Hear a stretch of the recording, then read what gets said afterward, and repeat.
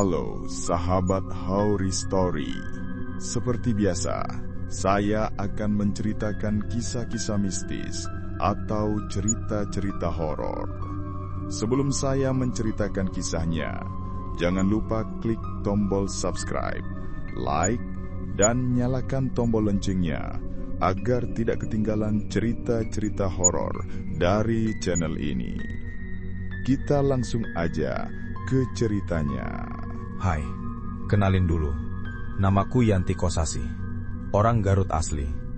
Sekarang sih aku tinggal di Bandung, bareng suami dan satu anak laki-laki. Aku kerja sebagai desainer interior lepas, kadang bantu teman yang buka usaha dekor rumah.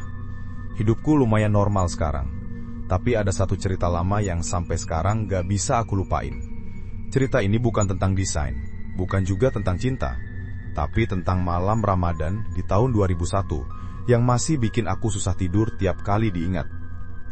Waktu itu aku masih muda, umur 22 tahun. Aku kerja di Jakarta dan sering bolak-balik naik kereta kalau weekend. Suatu hari, Om Yopi, adik dari ibuku, minta tolong jagain rumahnya di Bogor beberapa hari, karena dia dan keluarganya harus pulang ke rumah mertuanya di Palembang. Aku pikir nggak masalah, toh cuma jagain rumah 2 atau 3 hari. Tapi ternyata, keputusan sederhana itu jadi awal dari pengalaman paling menyeramkan dalam hidupku. Rumah Om Yopi besar banget, 2 lantai, modelnya semi-modern tapi sepi banget. Letaknya di daerah Baranang Siang, agak menjorok ke arah bukit kecil tapi terlihat dari jalan raya. Dari luar sih kelihatan modern, tapi begitu aku buka pintu, hawa dingin langsung nyambut. Dingin yang aneh, bukan dingin AC, tapi dingin yang bikin pundak berat. Aku ngerasa kayak ada yang memperhatikan dari pojok ruangan. Selain aku, di rumah itu cuma ada 2 kucing, Loki dan Muna. Loki jantan, bulu abu tebal, cerewet. Muna betina, bulunya putih bersih, matanya biru terang.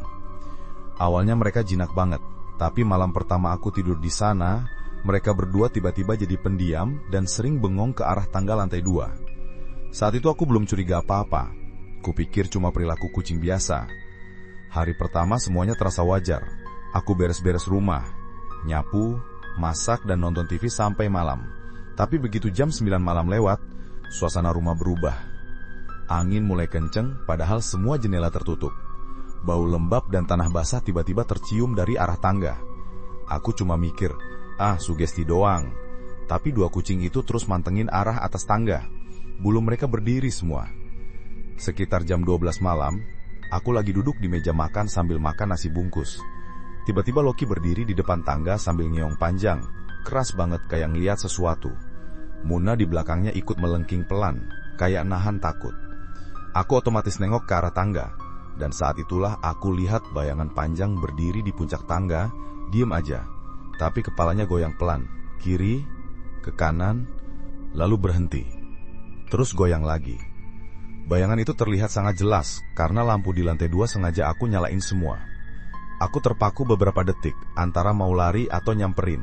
Tapi karena penasaran, aku akhirnya mutusin buat naik ke lantai 2. Langkahku pelan banget, tangan masih megang sendok nasi bungkus yang belum habis. Setiap anak tangga yang kupijak bunyi krit, krit, kayak rumah kayu tua.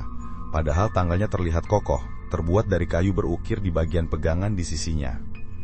Begitu sampai di atas, aku lihat sekeliling. Kosong, nggak ada apa-apa. Semua lampu nyala, nggak ada tanda-tanda orang atau bayangan tadi.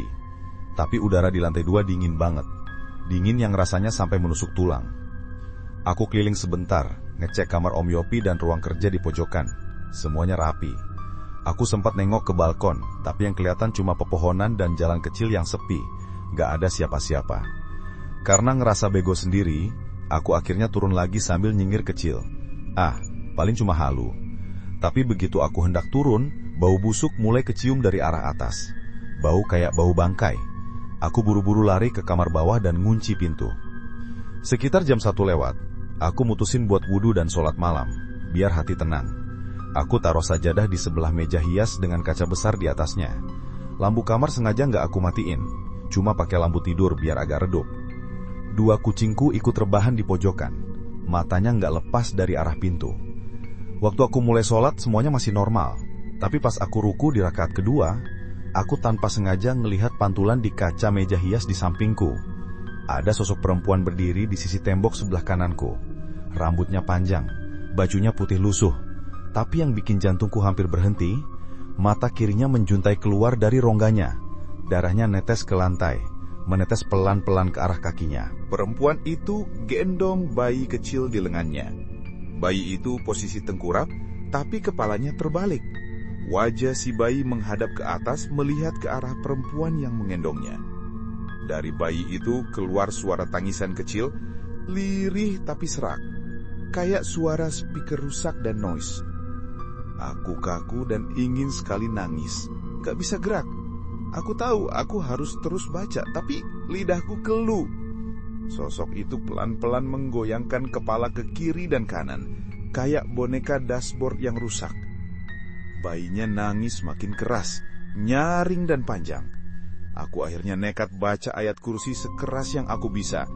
Suaraku gemetar. Loki dan Muna ngibrit ke bawah ranjang. Dari kaca itu, aku lihat darah dari mata perempuan itu ngucur makin deras menetes ke wajah bayinya. Tapi bayi itu malah senyum. Senyum aneh yang bikin seluruh tubuhku dingin. Perempuan itu kemudian menunduk dan aku bisa lihat jelas.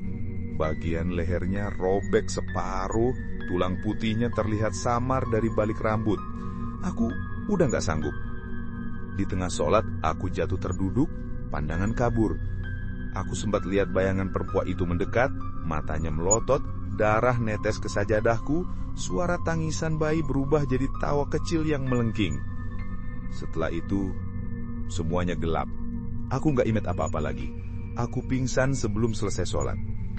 Aku baru sadar keesokan paginya, waktu cahaya matahari udah masuk dari jendela. Kepalaku berat banget, tenggorokan kering. Loki duduk di sebelahku, menatap pintu kamar, sementara Muna bersembunyi di kolong meja. Sajadahku masih di lantai, tapi anehnya, darah yang aku lihat semalam tidak ada dan bersih seperti tidak ada apa-apa. Aku langsung lemes. Aku ambil HP dan langsung nelpon Om Yopi.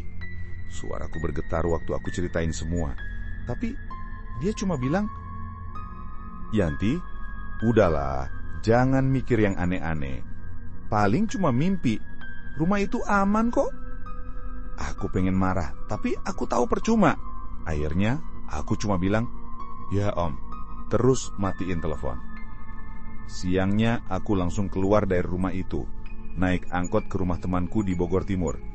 Aku gak peduli lagi soal titipan, yang penting aku keluar dari sana hidup-hidup. Malam itu, aku tidur di rumah temanku, tapi tetap gak tenang.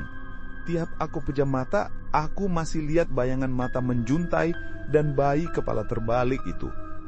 Kadang aku dengar tangisan lirih, padahal temanku gak punya bayi. Aku mulai yakin, sosok itu ngikut sampai keluar rumah. Beberapa hari kemudian, Om Yopi pulang dari Palembang dan telepon aku. Om tanya, kenapa rumah itu saya tinggalin? Aku cerita seperti sebelumnya tentang apa yang aku alami, dan Om Yopi hanya terdiam. Aku balik ke Jakarta. Aku pikir semua akan tenang. Tapi beberapa minggu setelahnya, aku mimpi hal yang sama. Perempuan itu berdiri di tangga, gendong bayi, matanya netes darah, dan setiap kali aku mau bangun, dia cuma bisik pelan, "Bukan rumahmu." Aku bangun tengah malam sambil nangis, keringat dingin, dan setiap kali Ramadan datang, mimpi itu selalu terulang.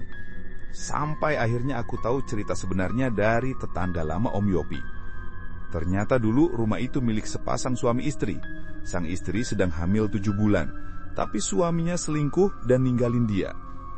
Dalam depresi berat, si istri bunuh diri di lantai 2 dengan cara menggantung diri sambil memeluk perutnya. Sejak saat itu, setiap bulan Ramadan selalu ada cerita tentang suara tangisan bayi dan bau darah dari arah rumah itu. Banyak ART yang kabur tanpa pamit dan orang sekitar bilang, kalau dengar tangisan bayi di situ, jangan nyari sumber suaranya, cukup baca doa. Waktu berlalu. Tahun 2010, aku bersama ibu kembali ke rumah itu karena ada acara. Ternyata rumah sudah direnovasi jadi villa. Cat temboknya diganti putih bersih, tangganya diperbaiki, kamar atas dijadikan ruang tamu. Sekarang, banyak wisatawan luar kota yang nginap di sana. Dari luar kelihatannya indah banget, tapi warga sekitar tahu, suasana malam di situ nggak pernah benar-benar tenang. Saat itu pun, kami tidak menginap karena aku bersikeras ngajak ibu untuk tidak menginap. Dari tetangga, katanya tamu-tamu sering dengar suara bayi nangis dari lantai 2, padahal nggak ada siapa-siapa. Kadang mereka nyium bau busuk campur melati busuk di tengah malam. Pernah ada pasaran yang kabur jam 2 pagi karena lihat perempuan berbaju putih berdiri di tangga sambil gendong bayi dengan kepala terbalik. Aku nggak pernah berani ke sana lagi sendirian, tapi tiap kali aku lewat Bogor dan nggak sengaja ngelewatin daerah Baranang Siang, aku melihat villa itu dari balik kaca mobil. Aku selalu merasa hawa yang sama, dingin, berat, dan menekan. Aku selalu terbayang perempuan berdiri di dekat meja rias. Kepalanya miring ke kiri, lalu ke kanan, pelan-pelan seperti dulu malam itu. Buat kamu yang pemberani dan suka traveling, kemudian lihat iklan villa murah di Baranang Siang Bogor, hati-hati kalau foto kamarnya ada cermin besar berukir di samping tempat tidur. Karena cermin itu mungkin meja rias tempat aku melihat sosok itu pertama kali. Kalau kamu nginep di sana dan tengah malam mencium bau darah campur melati, jangan menoleh ke cermin. Karena bisa jadi dia sedang berdiri tepat di belakangmu sambil menggoyangkan kepala dan menimbang bayi yang kepalanya terbalik. Dan akhirnya cerita pun selesai sampai di sini. Apa pendapat kalian tentang cerita ini? Langsung aja tulis di kolom komentar. Dan tunggu cerita selanjutnya dari channel ini. Saya akhiri. Assalamualaikum warahmatullahi wabarakatuh.